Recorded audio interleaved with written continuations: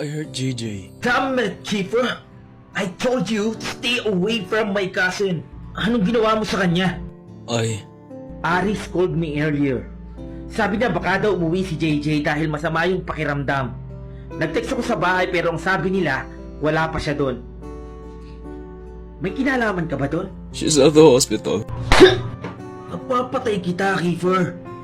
Anong ginawa mo at kailangan siya dalhin sa ospital? Speak now or I will break every bone in your body. I humiliate her in front of many people and ignore the fact that she's in pain. Aren't you going to hit me again? One punch is enough. Kung no siguro, baka binasag ko na yung bungo mo.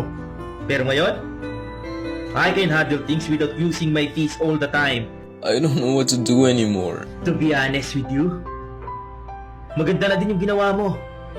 You just push JJ away from you. Matitigas ang ulo nyo. Gusto kong mag-aral si JJ ng maayos pero parang lalong tumitigas ang ulo niya. Dapat yata, pinalipat ko na siya ng section noon pa eh. Do you hate me that much? What do you mean? Do you hate me that much that you don't want me for JJ? I don't hate you. But I don't really like you for JJ. Why? Because you have a complicated life. Ayaw kong madamay si JJ sa gulo ng pamilya mo. Magulo na yung buhay niya. At hindi kagaya mong kailangan niya. At isa pa, nakikita ko yung sarili ko sa'yo. What should I do?